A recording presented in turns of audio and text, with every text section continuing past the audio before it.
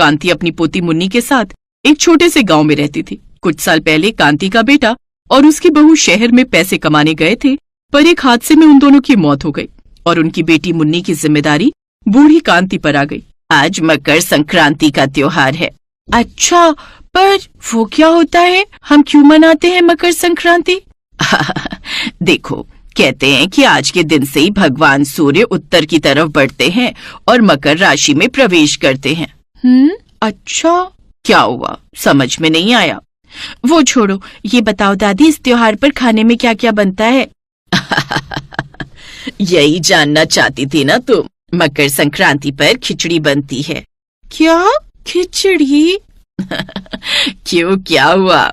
मुझे लगा था कुछ अच्छा खाने को बनेगा। हाँ, बनता है ना, पर हमारे पास उतना अच्छा खाना बनाने के लिए पैसे नहीं है ना मेरी गुड़िया। इतना कहकर कांति चुप हो जाती है। उनके लिए खेतों में सिंचाई बंद कर दी। इससे उन्हें पीने के लिए पानी तो मिला, लेकिन सारी खेती सूख गई और देखते ही देखते सारी फसल चौपट हो गई। एक दिन, दादी अब तो बरसात भी निकल गई, एक बूंद बारिश नहीं हुई, अब क्या होगा? भगवान जाने क्या होगा मेरी बच्ची।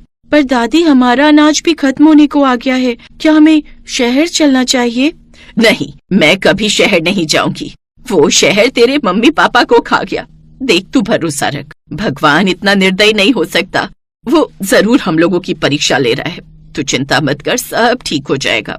कांति ने मुन्नी को दिलासा तो दे दिया था, लेकिन वो खुद नहीं जानती थी कि उनकी ये हालत कब सुधरने वाली थी।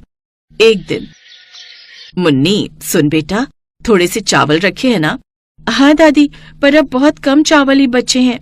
और दाल रखी है क्या?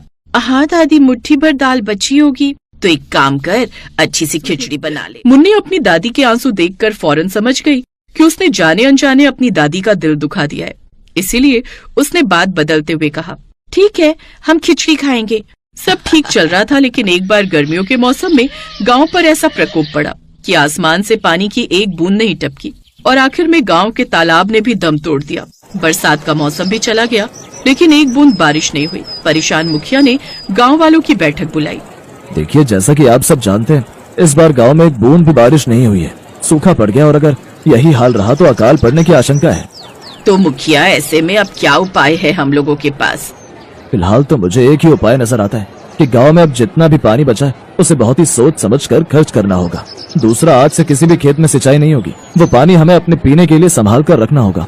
और एक बात और, इस मुश्किल घड़ी में हम सभी को एक दूसरे का साथ देना होगा। मुखिया की इस बात से गांव के सभी लोग सहमत थे। गांव वालों ने आज पेट भरकर खाना खाने का मन कर रहा है। पर दादी, आपने ही तो कहा था कि हमें थोड़ा थोड़ा खाना होगा। हाँ, पर आज मन कर रहा है कि मैं पेट भरकर खिचड़ी खाऊं। दादी, आप ठीक तो हो ना? हाँ, तू चिंता मत कर, मुझे कुछ नहीं होने वाला। मैं तुझे छोड़कर कहीं नहीं जाऊंगी। और दादी, फिर हम कल क्या खाएंगे? कल की चिंता भगवान पर छोड़ दे। ठीक है दादी, जैसा आपका हो। रसोई में मुन्नी और उधर बरामदे में बैठी कांति यही सोच रहे थे कि अब वो अगले दिन क्या खाएंगे कि तभी गांव में कहीं से भटकते हुए एक साधु बाबा आ गए। हरिओम हरिओम। बेटा, कुछ खाने को मिलेगा? बाबा 2 दिन से भूखा है। साधु बाबा, हमें माफ कर दो, हमारे गांव में अकाल पड़ा है। सिर्फ बच्चों के खाने के लिए ही राशन बचा है। हम सब खुद आधे पेट खाकर जिंदा है। हमारे खेत सूख गए हैं और पीने तक पानी नहीं बचा। चिंता मत कर बच्चा, सब ठीक हो जाएगा। तू बाबा को भोजन तो करा। बाबा, मुझे माफ कर दो, संक्रांति में तो अभी समय है। कैसी मकर संक्रांति बाबा? त्योहार पर तो रौनक होती है, उमंग और उत्साह होता है, पर यहाँ तो सब सूखा है। ये ले, बाबा तुझसे बहुत खुश है। ये पतंग रख ले। इस पतंग की तरह अपनी उम्मीदों की उड़ान को ऊंचा उड़ने दे, सब ठीक होगा। उस पतंग को देखकर मासूम मुन्नी बहुत खुश हुई। खाना खाकर बाबा वहां से चले गए, लेकिन वो इस बात से हैरान थी कि छोटी सी डोर लंबी होती चली जा रही थी। इस बार फिर से जैसे ही पतंग बादलों के पास गई, तेज बिजली कड़की और अगले ही पल झमाझम बारिश होने लगी। ये कैसा चमत्कार है मुन्नी बेटा? मुखिया जी देखिए, ये सब कुछ मेरी जादुई पतंग का कमाल है। उस दिन जमकर बारिश हुई। तब तक बारिश हुई जब तक मुन्नी अपनी पतंग बादलों के पास उड़ाती रही। वो खुशी खुशी अपनी पतंग उड़ाती रही और मन ही मन साधु बाबा का धन्यवाद करती रही। गाँव में कोई भी आपको भोजन नहीं करा पाएगा। आपके लिए यही अच्छा रहेगा कि आप कहीं और जाएं। यहाँ वैसे भी किसी घर से आपको कुछ नहीं मिल पाएगा। क्या इस पूरे गांव में एक भी घर ऐसा नहीं जहाँ एक गरीब बाबा को भोजन मिल सके? तू रहने दे बच्चा, मैं खुद देखता हूँ बाकी मेरा भाग्य और इस गांव की किस्मत। ये कहकर साधु बाबा मुखिया के घर को छोड़कर आगे बढ़ गए। तभी वो कांति के घर पहुँचे। हरिओम हरिओम, कोई है घर में?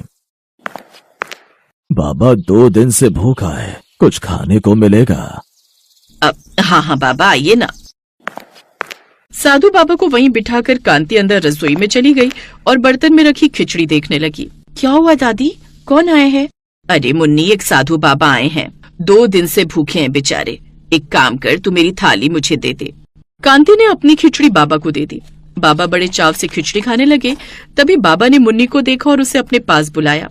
खिचड़ी तो बहुत अच्छी बनाई है, पर